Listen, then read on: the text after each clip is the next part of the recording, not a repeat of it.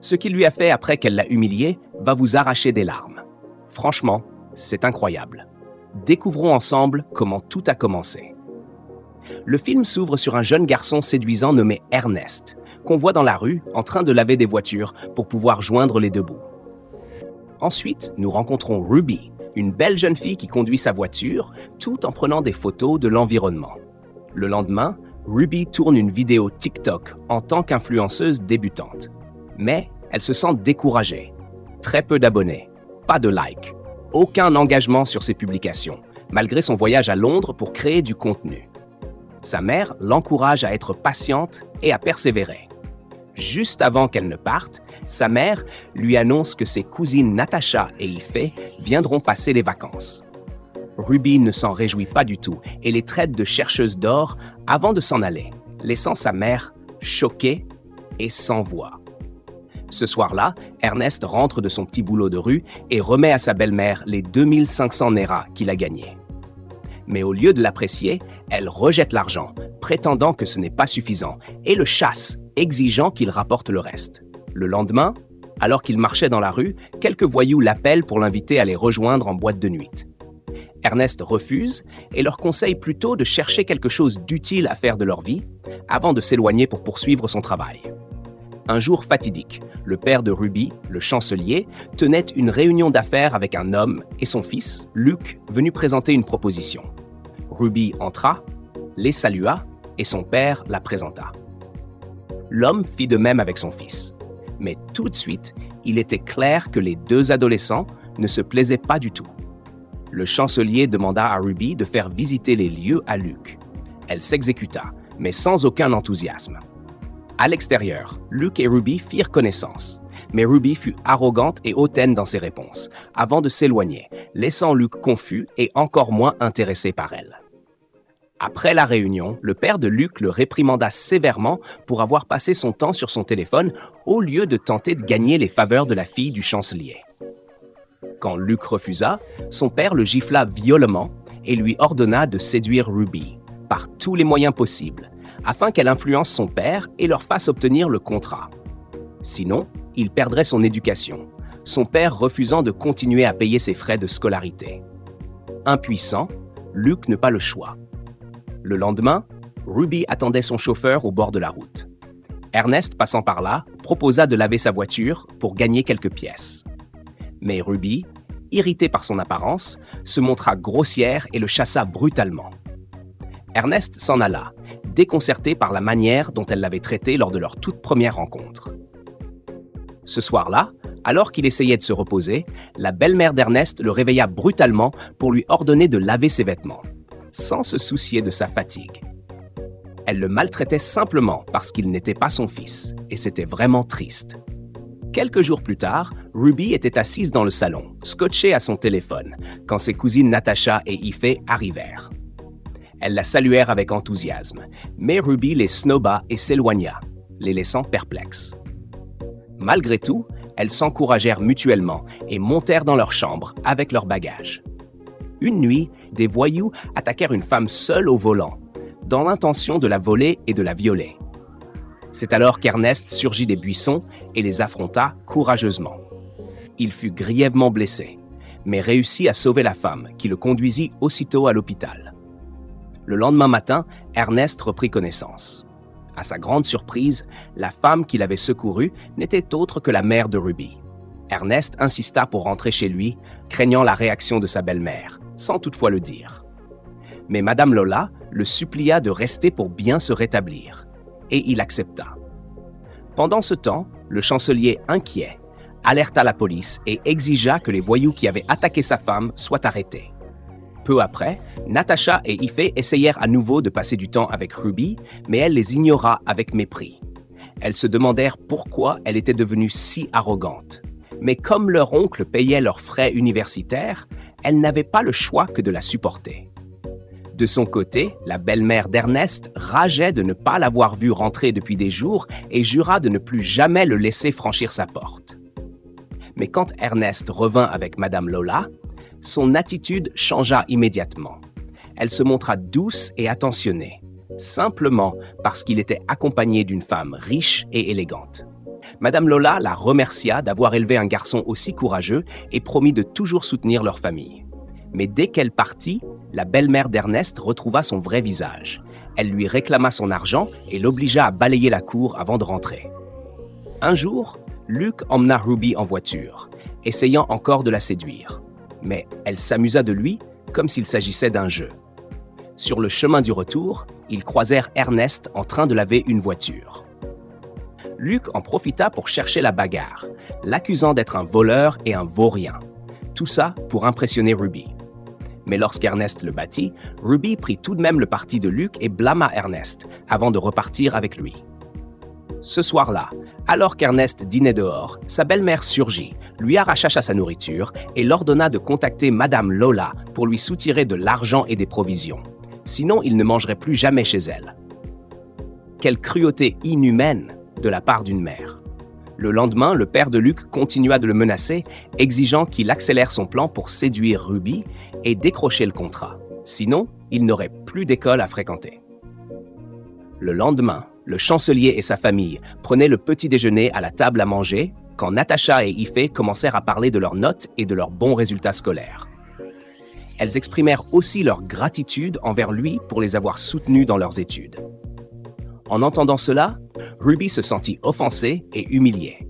Elle quitta brusquement la table et sa mère la suivit immédiatement dans sa chambre pour voir ce qui n'allait pas.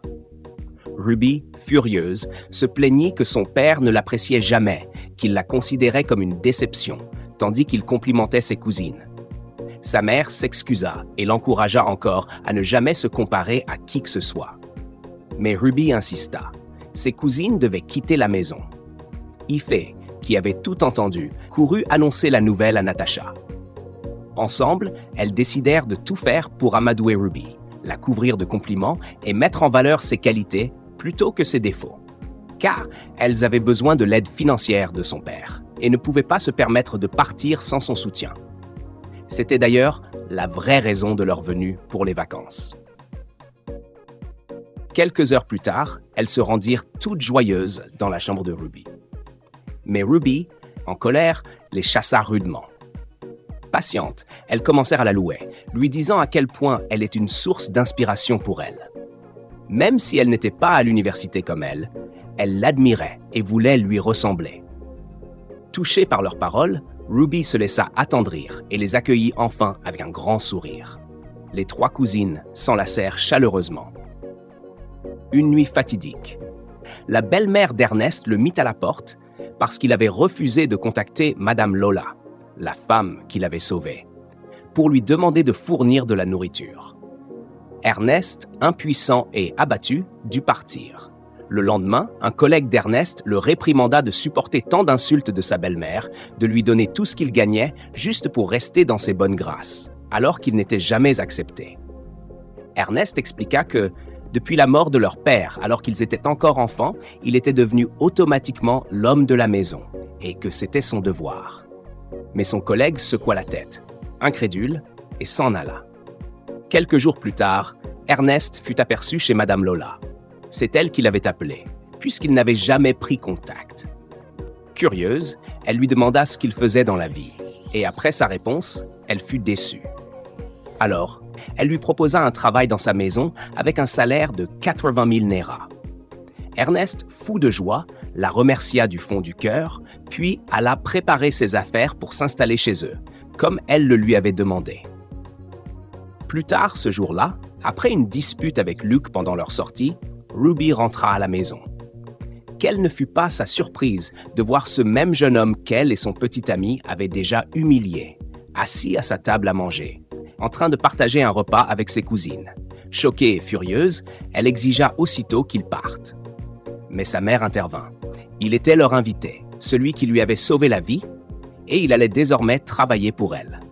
Ruby resta sans voix, abasourdie et honteuse.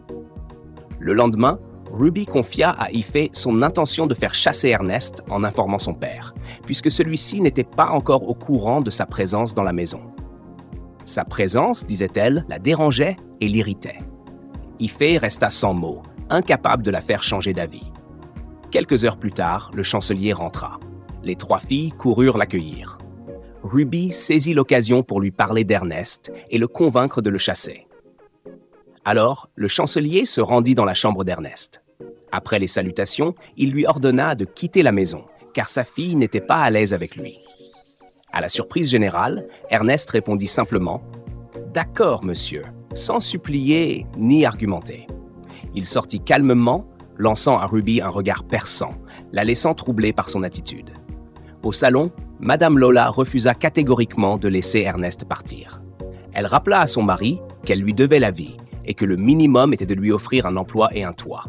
Elle s'excusa auprès de lui et quitta la pièce. Dans sa chambre, Ruby n'arrivait pas à oublier la réaction d'Ernest. Son calme et son indifférence la hantaient et elle se sentait humiliée. Dévorée par la colère, elle commença à planifier comment ruiner sa vie. Le lendemain, Luke attendait Ruby dans le salon quand Ifé vint se présenter. En apprenant que Ruby était sortie avec son père, Luke lui demanda de lui tenir compagnie, ce qu'elle accepta volontiers. Plus tard, Ruby et son père rentrèrent. Ruby fit tout un cinéma, se bouchant le nez et prétendant qu'Ernest sentait mauvais. Son père lui conseilla d'acheter du déodorant avant de rentrer, laissant Ernest perplexe, puisqu'il ne sentait rien. À l'intérieur, Luke et Ifé saluèrent chaleureusement le chancelier avant que Luke ne rejoigne sa chambre. Quand Ruby entra, elle fut surprise de les voir ensemble et, avec arrogance, les humilia ouvertement avant de s'éclipser dans sa chambre, les laissant amuser. Le lendemain, Ernest lavait la voiture dehors quand Ruby vint vers lui lança de l'argent en lui ordonnant d'aller lui acheter du chewing-gum après qu'il l'avait ignoré la première fois. Ernest ne répondit pas et continua son travail. Depuis la fenêtre, Ruby l'observait, calme, silencieux, sans histoire. Il n'avait même pas ramassé l'argent et poursuivait son lavage. Plus tard, alors que ses parents dînaient, Ruby déclara avoir besoin d'un garde du corps pour sa sécurité en tant que fille du chancelier, afin que ce qui était arrivé à sa mère ne lui arrive pas. Son père approuva aussitôt, mais sa mère s'y opposa, estimant que c'était inutile puisqu'elle ne sortait pas la nuit. Ruby insista, précisant qu'elle voulait qu'Ernest soit son garde du corps puisqu'il était déjà sur la fiche de paie. Son père valida immédiatement, laissant sa mère perplexe. Le lendemain, Natasha demanda en plaisantant à Ruby pourquoi elle détestait Ernest, suggérant qu'elle devait l'aimer en secret. Ruby, offensée et humiliée par cette remarque, la chassa furieusement de sa chambre, déclarant qu'elle se trouvait bien trop importante pour s'associer à un pauvre qu'elle jugeait arrogant. Le jour suivant, Ruby se promenait avec Ernest derrière elle. Elle lui ordonna de lui lasser ses chaussures, juste pour l'humilier. Mais Ernest l'ignora et continua sa marche, la laissant frustrée. Plus tard, au supermarché, elle lui fit porter volontairement une quantité excessive de courses, sachant qu'il n'y arriverait pas, uniquement par cruauté. Pourtant, Ernest ne prononça pas un mot et fit son travail. Ce soir-là, Ernest rentra voir sa famille. Sa demi-sœur l'accueillit avec joie, mais sa belle-mère, comme toujours, se montra hostile. Ernest resta silencieux et lui remit une part de son allocation, mais elle rejeta l'argent et le lui jeta au visage, exigeant qu'il réclame plutôt une compensation au lieu de travailler comme domestique dans une autre maison. Ernest, frustré et impuissant, ne savait plus quoi faire pour la satisfaire. Mais vous, qu'en pensez-vous? Sa belle-mère va-t-elle trop loin ou agit-elle réellement pour le bien de la famille? Dites-le nous dans les commentaires. Le lendemain, Ruby sortit en criant le nom d'Ernest, le cherchant partout. Quand il arriva enfin, elle se mit à l'insulter et à lui crier dessus. Alors qu'il tentait de s'éloigner, elle le retint et leva la main pour le gifler, simplement parce qu'il la regardait. Mais Ernest bloqua sa main et la plaqua contre la voiture. Ruby hurla à l'aide. Son père accourut aussitôt et se jeta sur Ernest, l'étranglant presque à mort, jusqu'à ce que Madame Lola intervienne et mette fin au chaos. Déjà rongée par la culpabilité, Ruby éclata en sanglots et s'enfuit à l'intérieur, incapable d'expliquer ce qui s'était passé. Son père, sans chercher à comprendre, accusa directement Ernest avant de rentrer. Madame Lola, désemparée, resta seule, tandis qu'Ernest peinait à reprendre son souffle. Plus tard dans la nuit, alors qu'Ernest était dans sa chambre, Ruby entra, rongée par le remords. Elle s'excusa sincèrement, mais Ernest garda le silence et se coucha. Ruby, peinée, quitta la chambre. Le lendemain, Ruby tenta d'avouer à son père que tout était de sa faute, qu'Ernest n'avait rien fait. Mais son père refusa de la croire, affirmant qu'elle avait seulement bon cœur et qu'elle essayait de le couvrir. Il insista pour qu'Ernest parte. C'est alors que Madame Lola entra et le supplia de visionner les images des caméras de surveillance. À contre-cœur, il accepta. En larmes, Ruby s'excusa auprès de sa mère, mais celle-ci, déçue et embarrassée par son attitude, exprima sa désapprobation avant de s'en aller, laissant Ruby noyée dans la culpabilité. Le lendemain, le chancelier croisa Ernest sur son chemin. Il s'excusa sincèrement d'avoir tiré des conclusions hâtives et lui donna un petit présent en guise de compensation. Ernest le remercia et retourna à son travail. Plus tard, au salon, Natacha et Ife, inquiètes, conseillèrent à Ruby de réparer les dégâts qu'elle avait causés avec Ernest. Dépassée, Ruby s'éclipsa pour réfléchir seule. Dès qu'elle sortit, Natacha et Ife se mirent à bavarder, la ridiculisant comme une enfant riche, gâtée, arrogante, avec un caractère exécrable et un cerveau vide. Quelle tristesse pour elle! Ce même jour, Ruby apporta des antidouleurs à Ernest dans sa chambre, mais il la repoussa et la renvoya, même alors qu'elle continuait à s'excuser. Le lendemain, Ernest était dans la cuisine, en train de savourer son repas, lorsque Ruby entra. D'abord, il ignora sa présence. Puis, quand elle lui apporta de l'eau, il se leva simplement et partit, la laissant avec un sentiment de rejet. Plus tard, elle frappa à sa porte, mais il la ferma sur elle. Toutes ses tentatives pour faire la paix avec Ernest semblaient vaines. Un jour, elle alla jusqu'à l'aider à laver la voiture, mais Ernest l'éclaboussait volontairement d'eau pour la décourager et la faire partir. Honnêtement, ce silence froid était plus douloureux et plus frustrant qu'une confrontation directe. Le lendemain, Ruby déposa en secret des vêtements neufs dans la chambre d'Ernest, mais il les jeta dehors. Elle fut anéantie comme jamais auparavant. Un jour fatidique, alors qu'Ernest arrosait les fleurs, Ruby apporta du jus pour lui et les autres domestiques. Contre toute attente, Ernest accepta le verre. Elle fut folle de joie, mais sa joie se transforma en tristesse lorsque il vida le jus devant elle. Quelques jours plus tard, Natacha remercia Madame Lola et demanda la permission d'aider les enfants du quartier pour son prochain anniversaire, comme façon de rendre service à la communauté. Peu après, Ernest entra pour annoncer qu'il avait terminé son travail et demanda à partir. Madame Lola alla vérifier ce qu'il avait fait. Alors qu'il s'apprêtait à sortir, Natacha l'appela et lui demanda son aide pour son projet. Ernest accepta. Des heures plus tard, Ruby demanda au gardien où se trouvait Ernest, mais il ne savait pas. Alors qu'elle s'éloignait, elle entendit des rires. En regardant de près, elle vit Ernest et Natacha en pleine conversation, riant comme de vieux amis. Déçue, Ruby s'en alla au moment où Natacha la saluait. Ernest s'excusa et retourna travailler, tandis que Natacha rentrait dans la maison. À table, les trois filles prenaient leur repas quand Natacha commença à faire l'éloge d'Ernest, disant qu'il était un type bien. Ruby se sentit d'abord vexée, mais lorsqu'elle entendit parler du projet de Natacha et qu'Ernest devait l'accompagner au marché, elle insista pour se joindre à eux. Natacha et Ife en restèrent surprises. Le lendemain, Ernest attendait dehors quand Natacha et Ruby sortirent. Il ignora Ruby et commença le trajet. À l'arrêt, ils attendirent presque 30 minutes, mais aucun tricycle ne s'arrêta. Natacha proposa que Ruby rentre à la maison et qu'elle continue le chemin avec Ernest à pied. Ruby refusa catégoriquement, décidée à marcher avec eux, uniquement pour que Ernest la remarque. Des heures plus tard, Ruby était exténuée par la marche et même Natacha n'en pouvait plus. Ernest leur assura qu'ils étaient presque arrivés et suggéra d'appeler le chauffeur de Ruby, mais elle refusa encore, insistant pour aller jusqu'au bout. Enfin, ils rentrèrent complètement épuisés. Quand Madame Lola leur demanda où se trouvait le marché et révéla qu'il était en réalité tout proche, les deux cousines restèrent muettes. Elles comprirent immédiatement qu'Ernest les avait piégées exprès. Le lendemain, Ruby alla confronter Ernest pendant qu'il lavait la voiture, mais il ne montra aucun remords.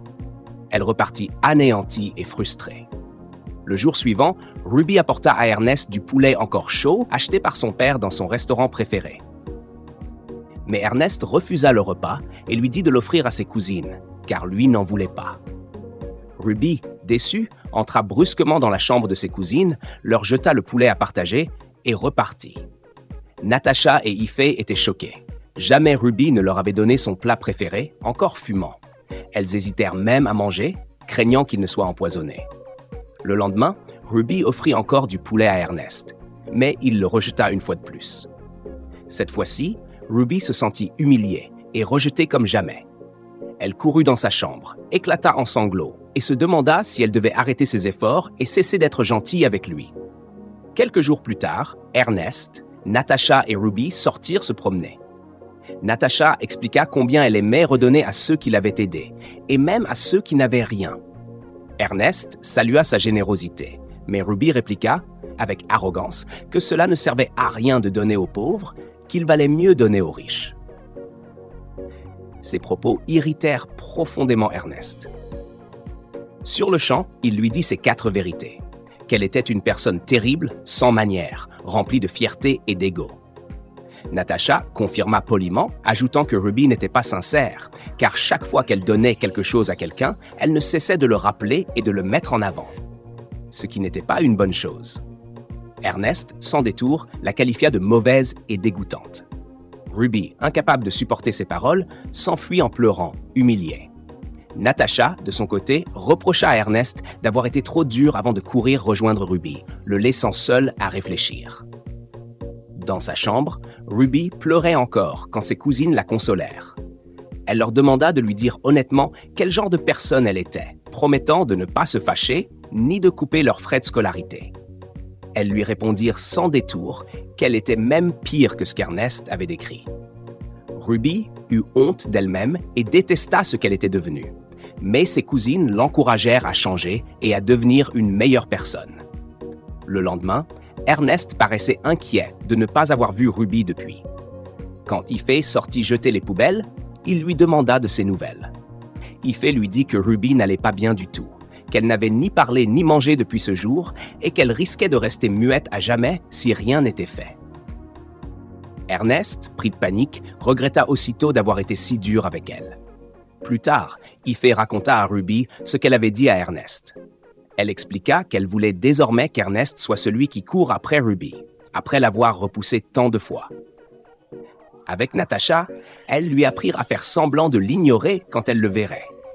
Les 3 filles passèrent ensuite un bon moment à discuter et à rire ensemble. Le lendemain, les 3 filles sortirent pour aller à la boutique, mais le chauffeur n'était pas disponible. Ernest proposa alors de les conduire, espérant en profiter pour présenter ses excuses à Ruby. Plus tard, dans la voiture, Ernest et Ruby se retrouvèrent seuls.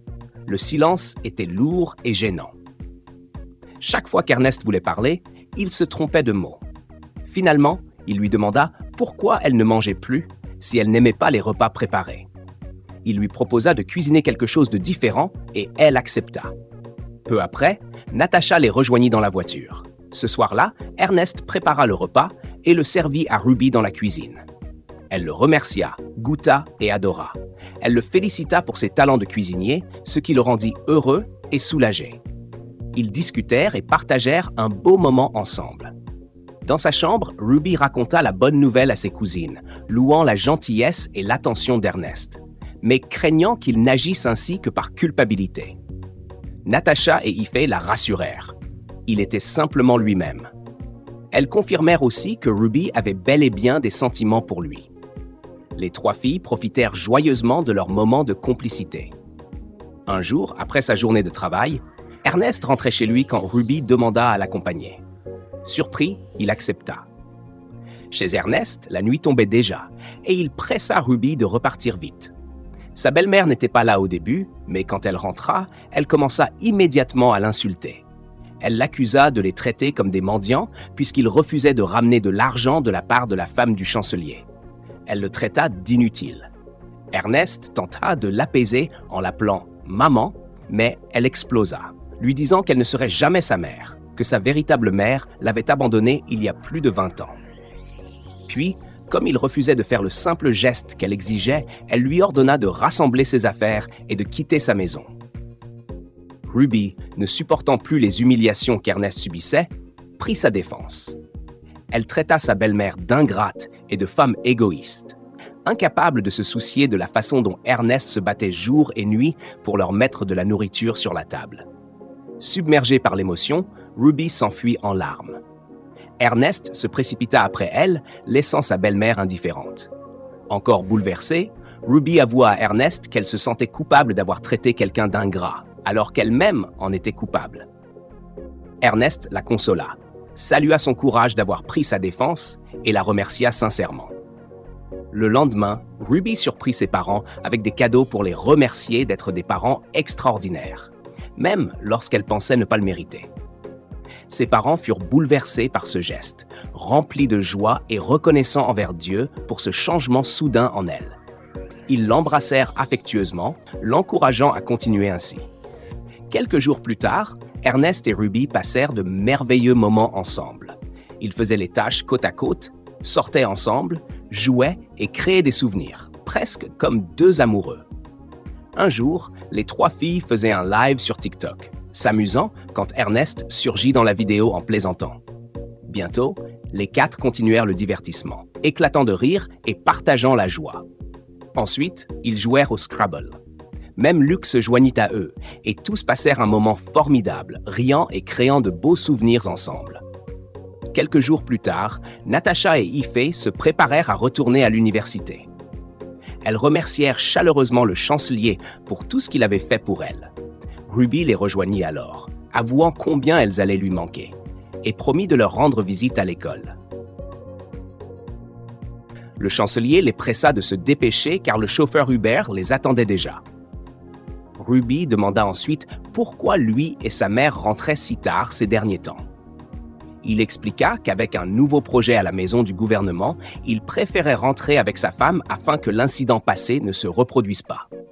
Puis, il les laissa entre elles pour profiter de leurs derniers instants de complicité. Dehors, Ernest fit ses adieux aux cousines et leur dit combien il allait regretter l'ambiance et la joie qu'elles avaient apportées à la maison. Puis, ils les raccompagnèrent.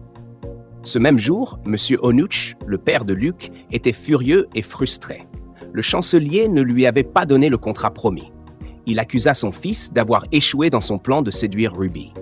Luc répondit qu'il n'était pas compatible, puis demanda à son père pourquoi il n'avait pas simplement soumis sa proposition. Mais M. Onuch le réprimanda, disant que le chancelier était son meilleur ami et son parent, et que cela aurait dû suffire à garantir le contrat. Dans un accès de colère et de désespoir, il décida de se venger du chancelier pour l'avoir déçu et parti en trombe. Le lendemain, Ruby invita Ernest dans sa chambre. Gêné au début, il hésita, mais elle le mit à l'aise. Elle lui montra la vidéo TikTok qu'ils avaient faite ensemble, désormais virale. Elle le remercia de l'avoir aidé à faire grandir sa page après tant d'années d'échecs. Soudain, un silence s'installa et ils s'approchèrent presque pour s'embrasser, jusqu'à ce qu'un appel interrompe le moment. Ernest s'excusa précipitamment et partit, tandis que Ruby répondit au téléphone. C'était Luc. Quelques heures plus tard, Luc emmena Ruby dans un endroit isolé, affirmant qu'elle aimerait l'endroit. Ruby se sentit d'abord mal à l'aise, mais Luc la rassura. Alors qu'elle s'apprêtait à lui présenter ses excuses pour son comportement passé, des hommes armés surgirent des buissons et les attaquèrent. Ils emmenèrent Ruby à l'arrière et obligèrent Luc à conduire. Pendant ce temps, Ernest répétait dans sa tête ce qu'il dirait à Ruby à son retour, quand soudain, il entendit le cri de Madame Lola. Elle venait d'apprendre que sa fille avait été kidnappée.